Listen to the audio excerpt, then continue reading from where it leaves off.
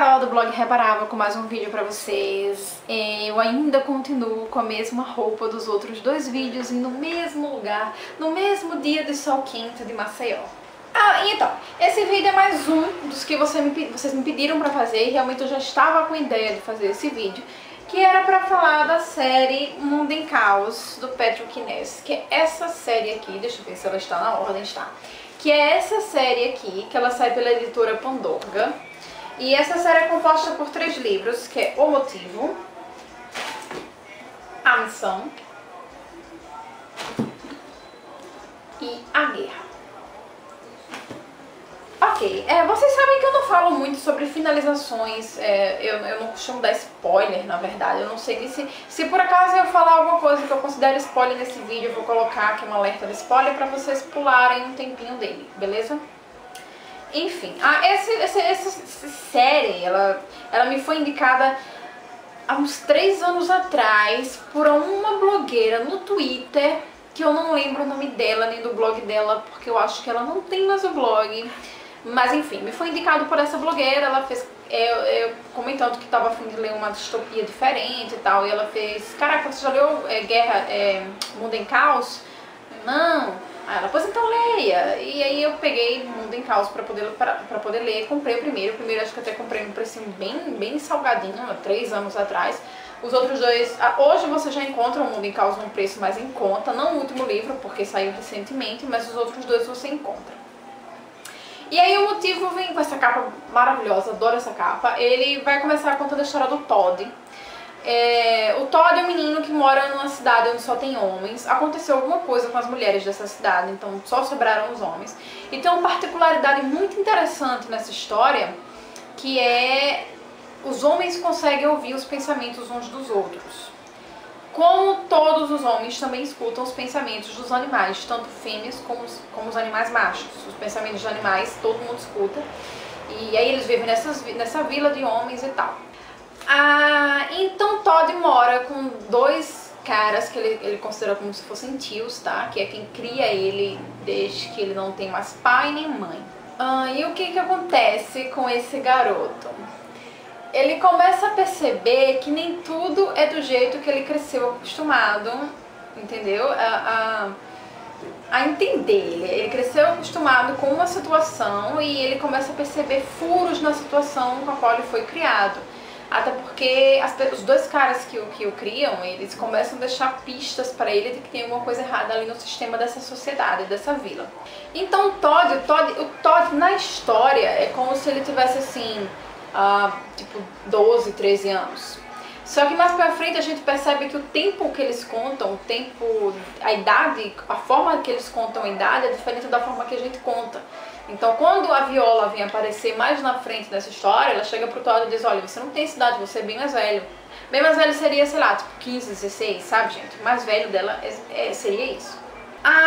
Uma coisa que eu adoro nesse livro, assim, de início, dessa história com esse Todd e tal, quando você se insere nesse mundo que o Patrick Ness criou, não é na Terra, tá, gente? É como se fosse um outro planeta, em outro lugar, que não tem nada a ver com a Terra.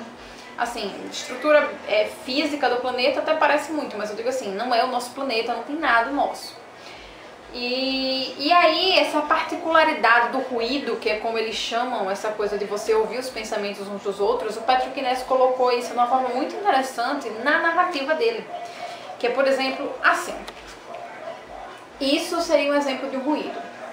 E isso seria o Todd numa cidade cheia de homens pensando coisas completamente diferentes ao mesmo tempo, ele tendo que assimilar aquilo tudo e tentar se concentrar para afastar um pouco essa coisa, né? Essa quantidade de informação que chega para ele. Ele mora num lugar, nessa vila que eles chamam de Pretensburgo, e que é nessa vila toda errada. Ele mora com esses 2 caras e o cachorro dele, que é o Manche, se eu não me engano.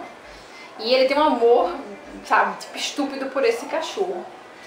E aí ele tem mania de passear algumas vezes um pouco fora desse vilarejo e acaba se conectando com uma pessoa que ele não poderia ter se conectado do lado de fora. E aí isso aí gera uma série de problemas pro Todd, e aí acontece uma outra situação e aí ele tem que escapar dessa vila onde ele mora. Como se ele estivesse fugindo mesmo dessa vila onde ele mora. E nessa fuga dele, ele acaba achando a Viola. A Viola é uma garota que caiu numa nave, uma nave exploratória. Ela estava na nave exploratória, ela e os pais passeando, descobrindo o planeta, realmente explorando o planeta, e essa nave deles cai, os pais morrem e a Viola tá lá sozinha. Isso não é spoiler, tá, gente? Isso é, tá lá. E a Viola tá lá e ela encontra Todd, e aí existe toda uma desconfiança dele para com ela, principalmente quando a Viola começa a ver que consegue ouvir os pensamentos do Todd. Agora imagine você, um adolescente, tá? Com um adolescente que escuta os seus pensamentos, você não consegue guardar nada dela. Então a Viola é cheia de segredos para Todd, e Todd simplesmente não consegue, porque ela escuta os pensamentos dele. E daí eles dois e mais um anjo, que é o cachorro, começam a empreitada para poder chegar em uma outra cidade, em um outro lugar, para fugir. Ele para fugir do pessoal que ele tá fugindo, e ela porque simplesmente não tem para onde ir. Então ela desceu num planeta que não conhece nada, a primeira pessoa que encontrou foi o Todd, e vai atrás dele. Isso é o que acontece em base no primeiro livro. Tem várias coisas que vêm acontecer depois dessa situação, desse encontro dele com a Viola, mas eu quis narrar até esse momento dele encontrar a Viola, porque pra mim o grande tchan dos 3 livros é esse encontro deles dois e o que isso resulta pros dois. Os outros 2 livros, que é A Missão e A Guerra, que eu não vou dizer necessariamente o que acontece, mas que dá pra vocês terem uma noção pelos títulos dos livros, vira uma bagaceira. Então ele coloca no mundo distópico, por quê? Porque ele é comandado por pessoas que têm esse poder elevado ali no meio da história, sabe como é que é?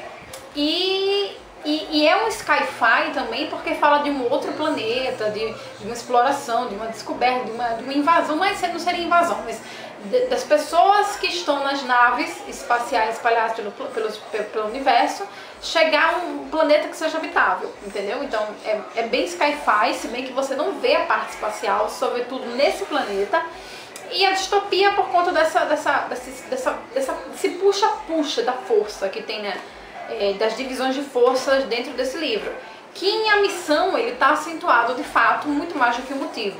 Então é como se o Motivo fosse um livro que ele colocasse dentro dessa história, que lhe apresentasse essa questão do ruído, que lhe apresentasse o Todd e a Viola, e talvez apresentasse o que pra mim sejam as relações mais bonitas dos livros dessa categoria que eu já li, que é o desses dois.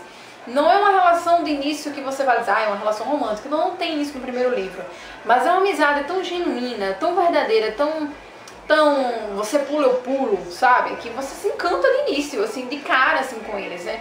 E pra mim, uma das maiores amizades que eu já vi entre adolescentes dentro de um livro foi a desses dois. E aí isso intensifica muito dentro de A Missão, que é quando é o maior livro dos 3. E é quando isso vai se intensificar entre eles dois, porque eles vão precisar ser separados por uma situação, por esses 2 governos, sabe? Essas 2 formas de governar. Eu falo governo porque são as duas facções que regem esse lugar.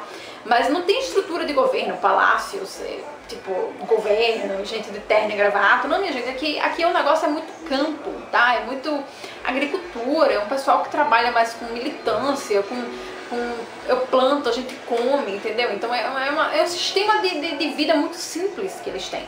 Muito início, assim, sabe, dos tempos, início de uma civilização, de uma construção de uma civilização maior. Só que existem essas brigas. O máximo dessa história, além do relacionamento do Todd e da Viola, são os Sparkles, que são os seres originários desse planeta. Todd e Viola não são pessoas dali, são pessoas que vieram em várias colonizações até esse momento. Os Sparkles são pessoas que moram dentro desse planeta. São seres diferentes, são seres que aparentemente, pra mim, eles têm uma aparência bem vampiresca, sabe? Só que não tem nada de vampiro, tá, gente?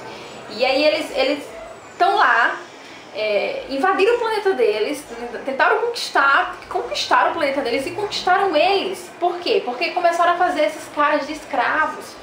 Eles, as esposas, os filhinhos, eles não se comunicam por fala, eles se comunicam por pensamento.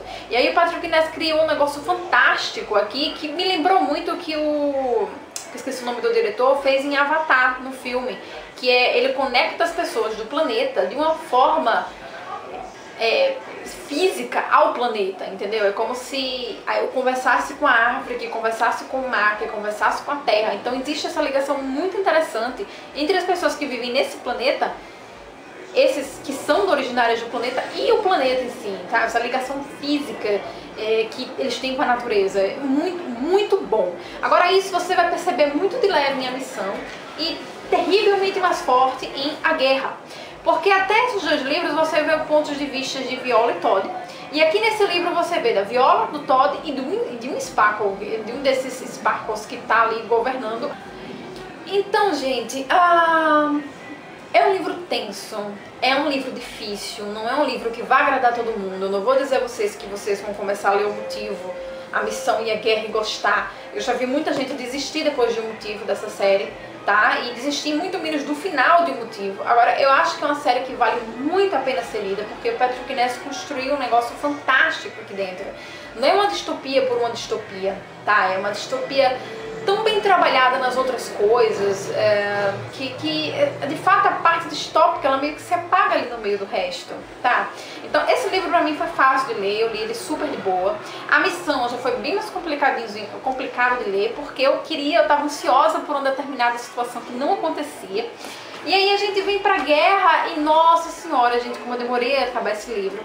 Mas por quê? Porque ele insere esses Sparkles, que é esse terceiro ponto de vista, esse terceiro personagem, e quando o capítulo ia pra esse cara, caramba, era muito difícil de ler, porque até a narrativa do autor mudou pra poder falar dele, sobre essa conexão que eles têm com a natureza, sobre essa conexão que tem com o universo, e que tudo gera um resultado, entendeu? Então, eu fiquei encantada depois que eu comecei a pegar o jeito da narrativa do Ness quando foi falar desses seres do planeta.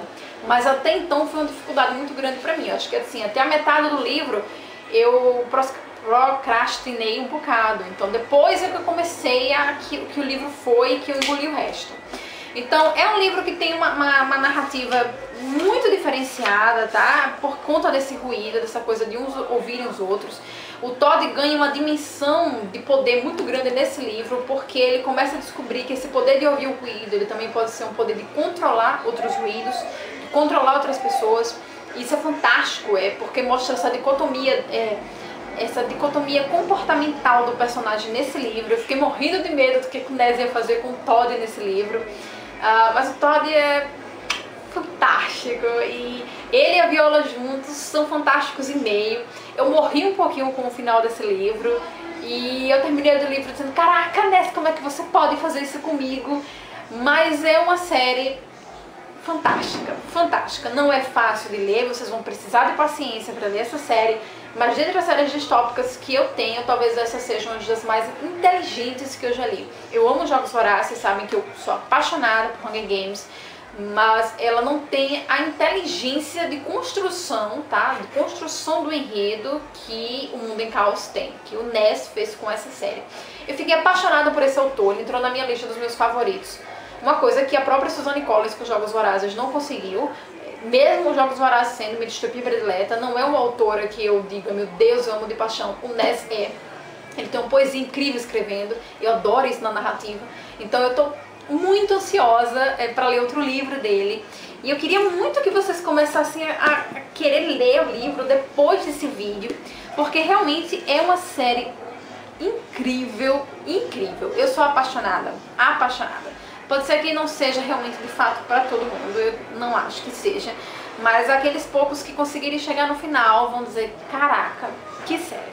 Então tá aqui, Meu Mundo em Caos, minha série linda, maravilhosa, uma das minhas melhores séries distópicas e talvez a melhor quando mistura distopia com sci-fi que eu tenho na estante, que eu li até hoje. Espero que vocês tenham gostado do vídeo, que vocês queiram ler um pouquinho de Ness depois disso. Comecem com motivo, despretensiosamente. Se vocês conseguirem terminar e ver a grandiosidade que o autor fez nessa história, continue com a missão e depois vão pra guerra e morram um pouquinho no final junto comigo.